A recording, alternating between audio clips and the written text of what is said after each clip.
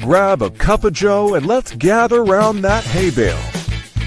With your hosts, Ann from Andale Homestead, Casey from Ormsby Farms, Monica from Bland's Promised Land Ranch, and Sandy from Suburban Homesteader, Wyoming, Arizona.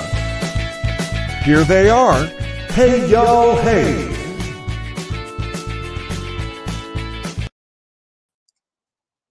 Hey y'all, hey everybody, welcome back into our limited series of the Hay Bale Prepper.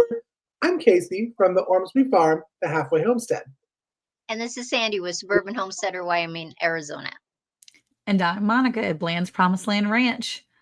Now y'all, if you are listening in those lovely ears over in podcast land, whether it's Apple Podcasts, Google Podcasts, or Amazon Alexa, but you're like, I wonder what thems look like.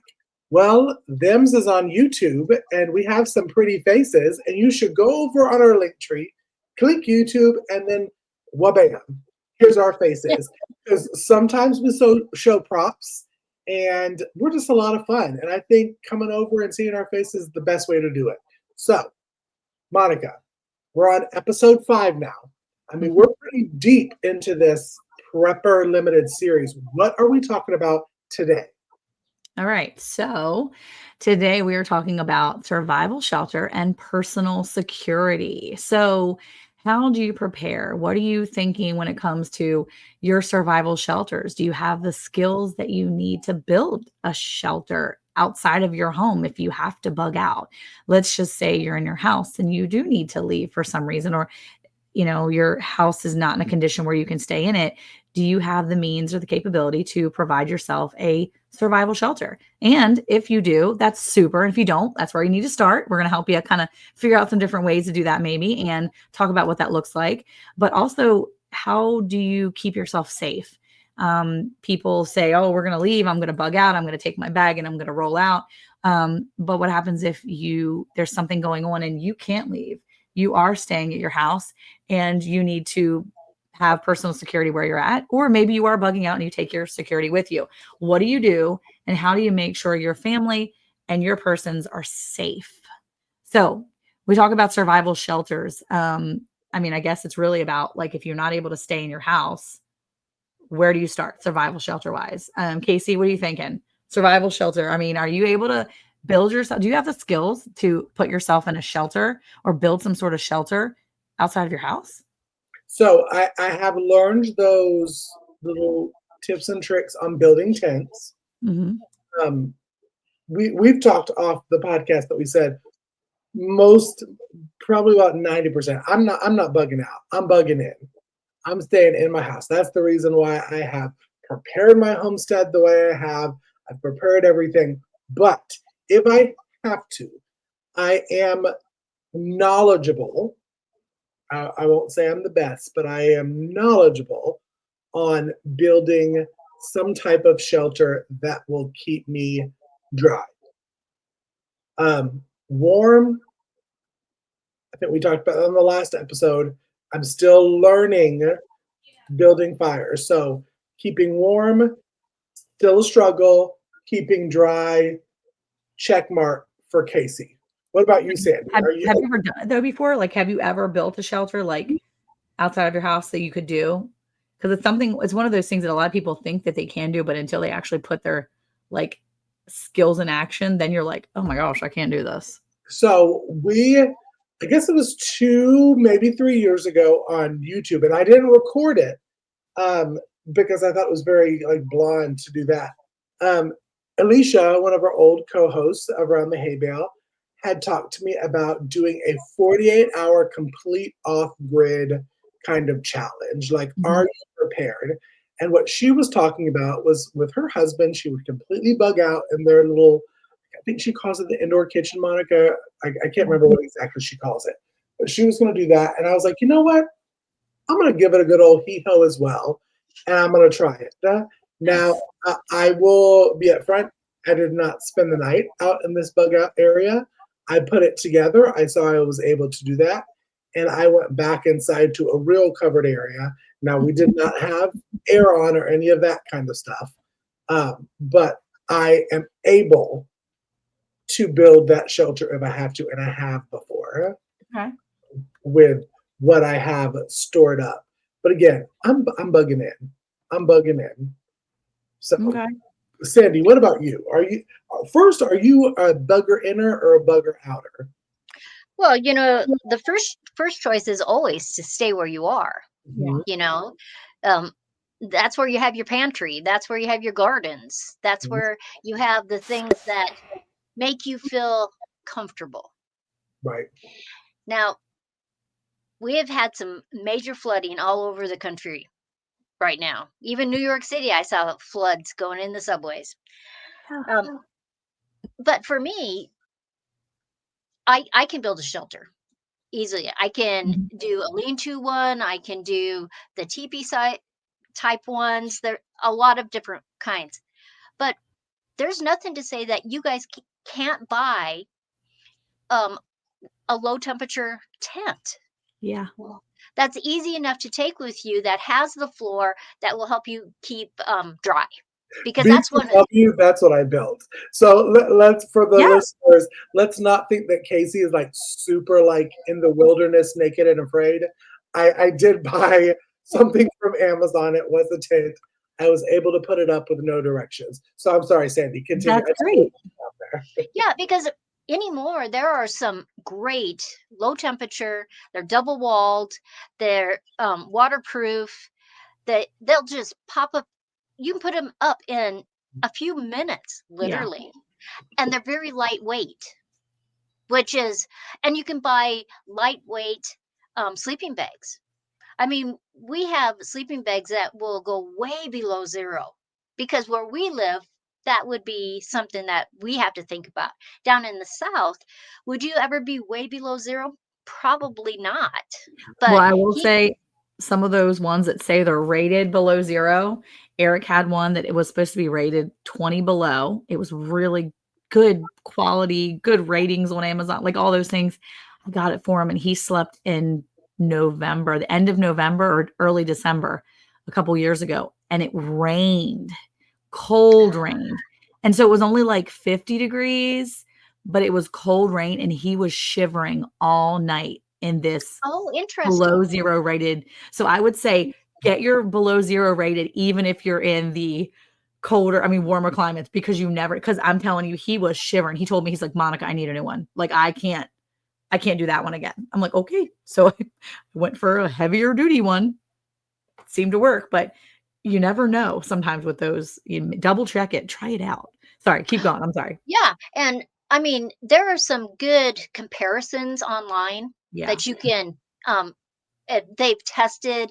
So we have uh, both of us have sleeping bags that are just excellent. And the tent is, I think it's 40, 50 below zero that it's rated that it's, it's still going to be cold inside that tent, but at least it's going to protect you some. Mhm. And because you never know, there could be a fire, there could be a million different things in your Yeah. life, Mhm. right? And so, but I think you need to be able to build a shelter yourself, though. Mhm. Yeah. And depending on where you live, that would be different. Up in Right. the cold, if I had to leave and I didn't have a tent, we have lots of evergreens, you know, even sections that, you go from the prairie and all of a sudden there's a lot of evergreens. Underneath an evergreen can really protect you. You know, if you live someplace where there's a lot of reeds by water, you can literally pull those reeds out and use them, tie them together and use them as the Mhm. frames, even if you just had a tarp. There's a lot of things. I love watching that series Alone, Mhm. and the ideas that they come up with. Why not watch those things? But like, I have some books because you guys know I love books. Yeah. She's the book lady. This is called Survival Skills of North American Indians. It has so many ideas of what they did, on making your own fishing hook out of twigs and nets and weaving and how they made shelters. It's an excellent resource. There's um, how to stay alive in the woods.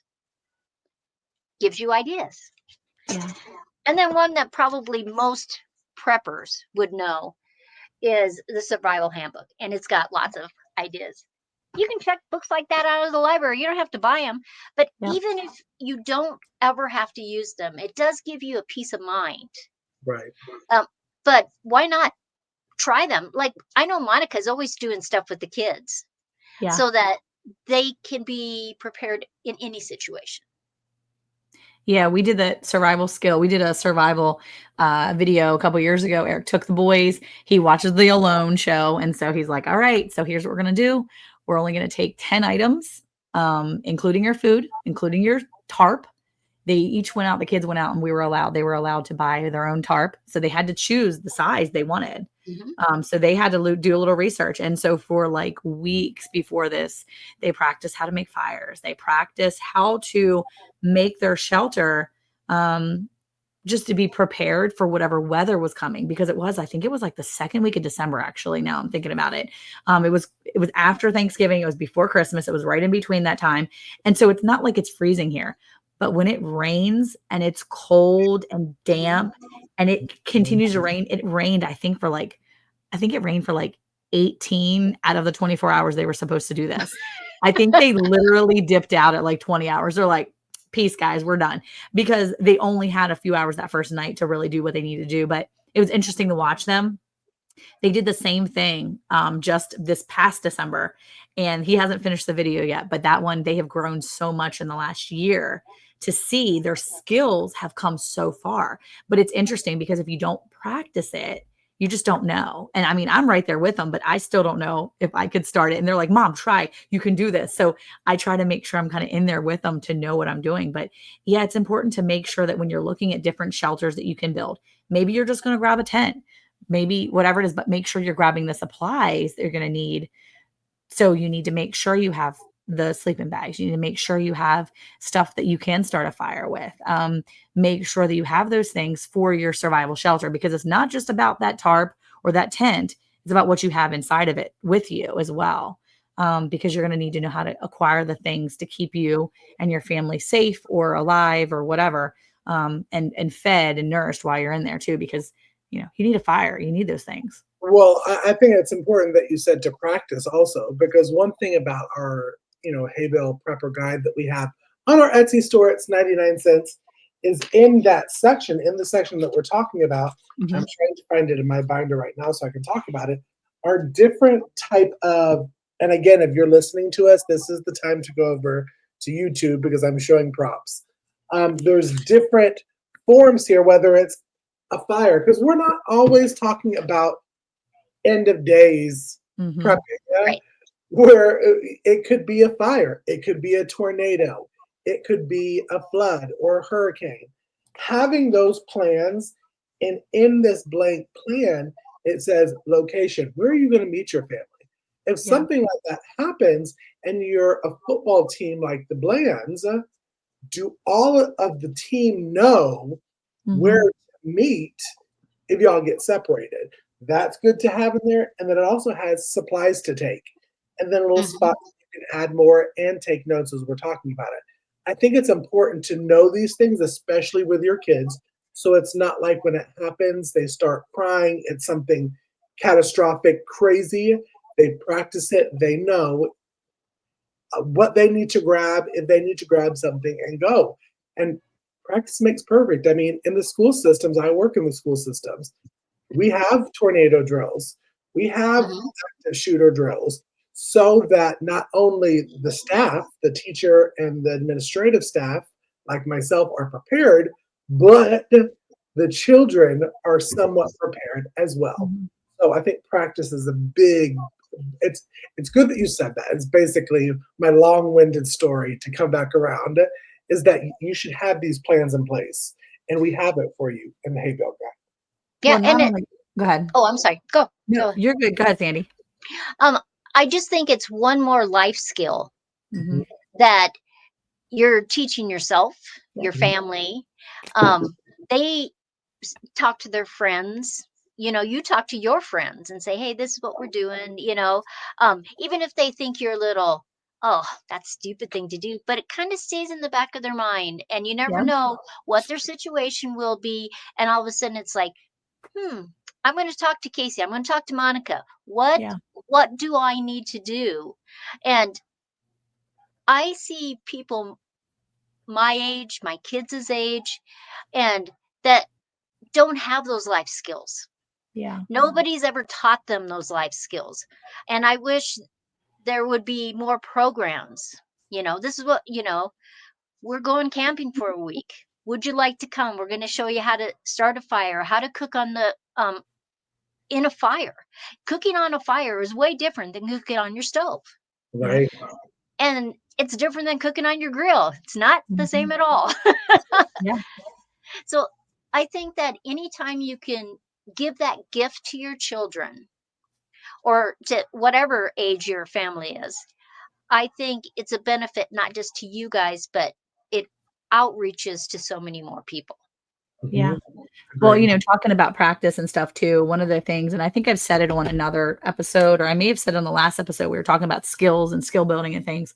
But when we first moved here, because we didn't really know anybody, and there is an instance where lately we have heard of people um, coming into our community, knocking on doors when they don't have gates. There was a gentleman literally just 2 weeks ago, an older gentleman told me that he got a visitor at 2 in the morning. A group of people came into his property. He lives on a 5-acre piece of land. His house is not on a main road. We are not on a main road. They knocked on his door and tried his handle. And his daughter stayed very quiet and she called the local police, the local sheriff, and she never woke him up. She never woke her dad up. And in the end, he came downstairs. He said, "What's going on?" And his grandson said, "Oh, Grandpa, it's fine. Mom's got it. She called the sheriff. There were some people at the door." And he said, "Why did you not wake me up?" And she said, "Well, you probably would have caused more trouble than what we needed." And he said, "Well, I'm here to tell you that we have a lot of personal security around this premises. As a matter of fact, I sleep next to one of my pieces of security, as well as right there by the front door in in the umbrella holder there's a bunch around. So you'd have been just fine if you would have just made some noise on this side of the door to let them people know they need to be gone because you don't Mhm, need to be hanging around our property at 2 a.m." Right. So the thing is that that stuff happens. And so over the years, in order to not to make sure my kids know and to not be afraid, one of the things we've done right away is say, okay, if someone comes onto our property, they're not supposed to be here. We did not open the gate for them because we have a gate that shuts and it's locked in place. If we did not open the gate for someone and they came into our property, if our dogs are inside, what's the first thing we do? Well, my kids know. First thing we do is let the dogs out. Boom, dogs go outside. Those dogs will go after anybody that's there. If they make it through the dogs, okay, dogs are out. What do you do now? Do you watch through the window to make sure that the dogs took care of it? They're like, no. We've practiced. They know what to do. They go immediately to the space where our weapons are, where a couple spaces that they're supposed to go. They punch in codes that they need to punch in. They get what they need to get. They make phone calls. They have walkies, whatever it is. You get on that line of communication to get to the adults that are not maybe around you. You communicate to them, and we get ourselves braced. They know, and it's not a scary thing. It's just let's prepare Right. mhm, because it's never happened in the 11 years we've lived here. But I don't trust people. And I want to make sure that my family is safe and even my kids feel comfortable. And now that my teenagers are old enough, they know the code for certain places in our house that hold more higher powered defense things. And my one teenager said to me the other day, he said, "I've never known the code." I said, "Well, it's time you know the code. You mhm, know, at 17 years old, you need to know the code. You need to know how to get in here. And so that even if it's just equipping me or dad for what we need to do, you need to know the code." Right. So, just having that sense of security to know that he knows that, that's one way we can defend ourselves in our house, not only to have those weapons that we know we use, but to also have that system in place mhm, because part of being secure and having that security system is having that memory, that muscle memory, knowing that when I open that door, I'm going to grab the one that's in there that's my favorite that I know how to use. And that's what I'm mhm. going for. I know how to check it. I know how to lock and load or whatever I need to do.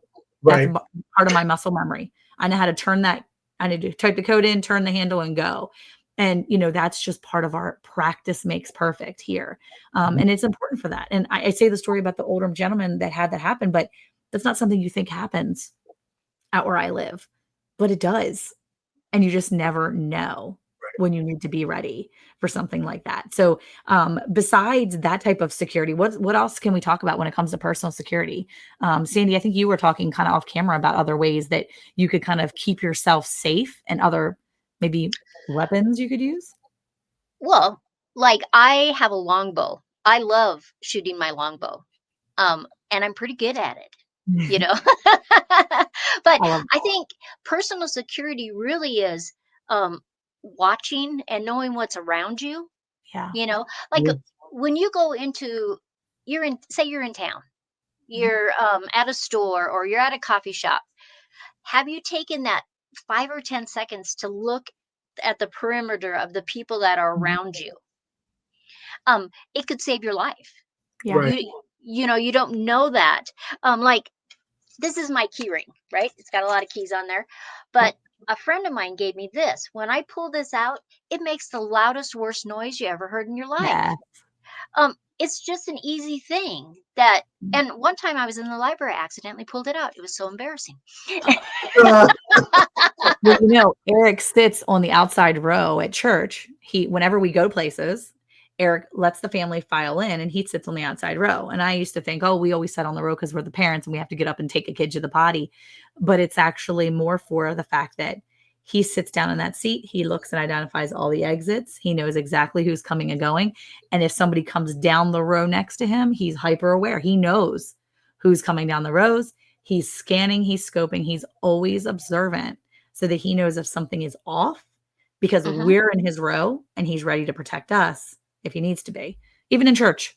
So, yeah, that's really smart. well, I think it's a mindset too, because even my mother, who has two grown men, I mean, she used to have two boys, but now that we both grown, we full grown, fully baked, even when we walk out to places, it's her muscle memory to be on the left side. Like, say that Right. we're walking on the right side of the street and cars are coming. It's just, it makes her feel more comfortable, even now to this day, with me at 37 years old, for her to stand to the left of me. It's her motherly protection instinct that kicks in. Yeah. And that's a good thing that Sandy said. When you walk into a place, take that 5 seconds survey. I mean, you may never have to use what you see, yeah? But to make you feel more comfortable, know if there is a fire. Like sometimes when I used to live in town, the Kroger we went to, for some reason, the kids loved to pull the fire alarm.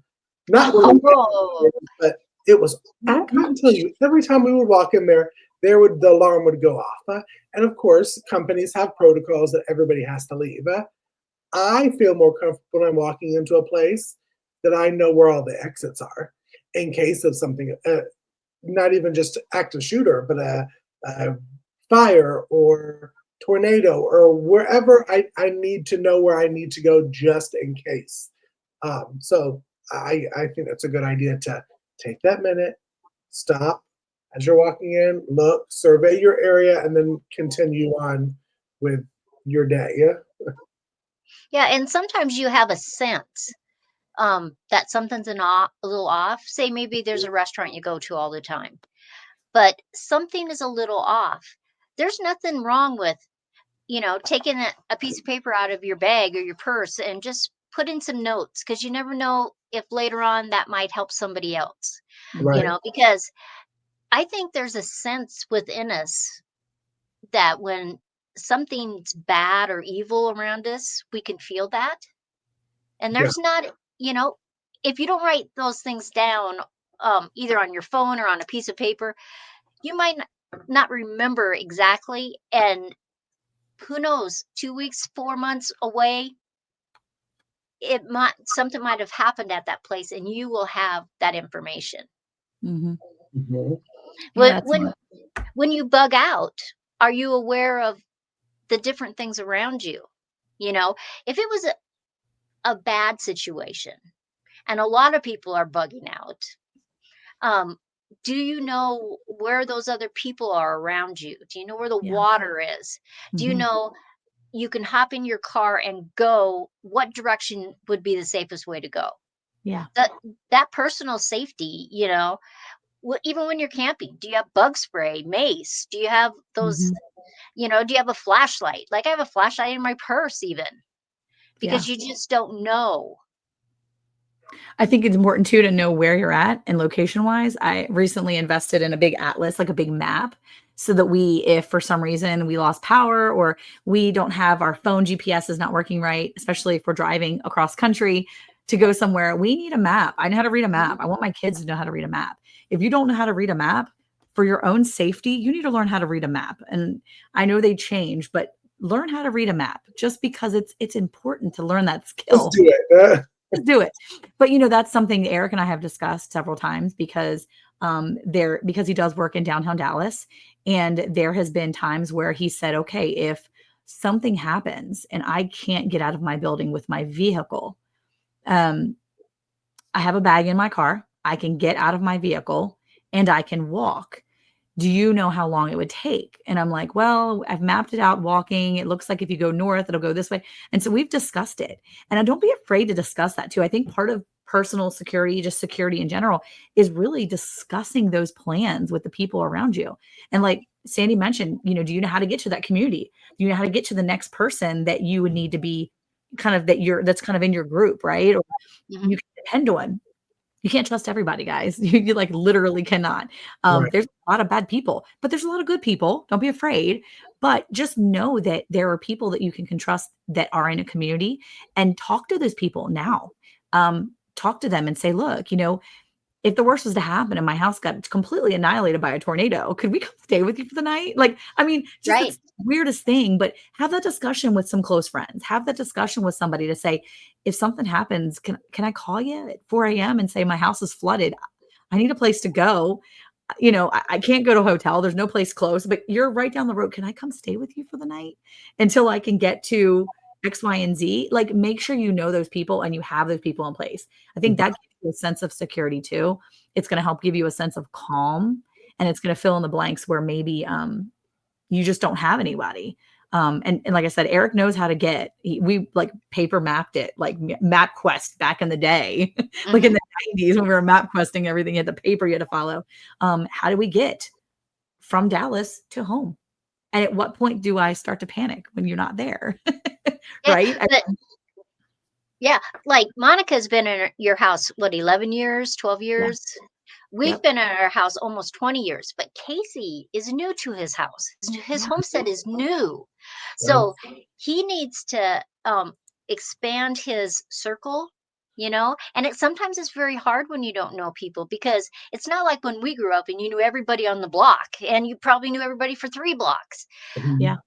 So it's something that Casey has to reach out, because he's there and he might need somebody. And his family or friends that live farther away, maybe that's too long, or maybe they can't get there.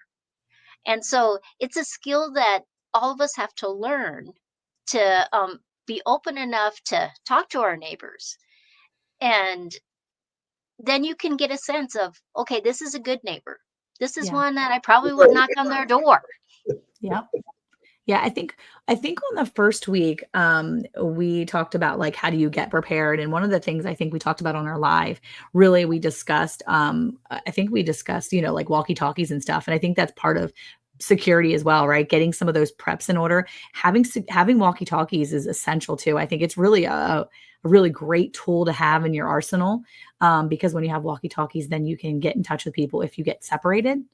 Throw it in your bag and be able to go long range, or maybe you have one of those ones that are a little longer range, not necessarily walkie talkies, but they're the data phone ones that are kind of like walkie talkies. Or maybe, what's that skill? What's that, shoot, the radio? What's the long range radio? Ham radio. The ham radio. Maybe that's a skill. I mean, Hmm. that's a really big deal. Like, that's a huge deal. You have to like certify and all these things, but Hmm. maybe that's something you look into if that interests you. And maybe that'll help you feel more comfortable with what would happen if things went down. The ham radio people have got it going on, because they're going to be able to Yeah. keep in contact. And I mean, that's a huge, massive undertaking, but it is a skill that is so worth having. And to be able to communicate with others, people are going to really feel lost if that came down the pipeline and you couldn't communicate. And that's not if just like the world goes crazy. It's also if natural disasters happen. Because even back with or like Hurricane Helene or whatever last year, I mean, it devastated so many places that nobody could get in touch with each other. They couldn't Yeah. talk to one another to see if people were okay or not. And that's hard, even when they're moving in resources to help save people. That's rough if you don't have the connection. So, this has been a great topic. This has been a great discussion on personal security, survival shelters, and I think we really are circling back each episode to really talking about skills. Do you have what it takes to do these things, to set up a shelter, to feel secure with wherever you're at, whether you're in a shelter place, whether you're moving through and going to another place? Do you have the skills needed for these tasks? And it's important to really look at it now and start building it in case there's an emergency that comes up. And we love to talk more about this with you tomorrow. So if you're listening to us right now, then come in tomorrow on Tuesday for our live Round the Hay Bale, Hey Y'all Hey podcast show.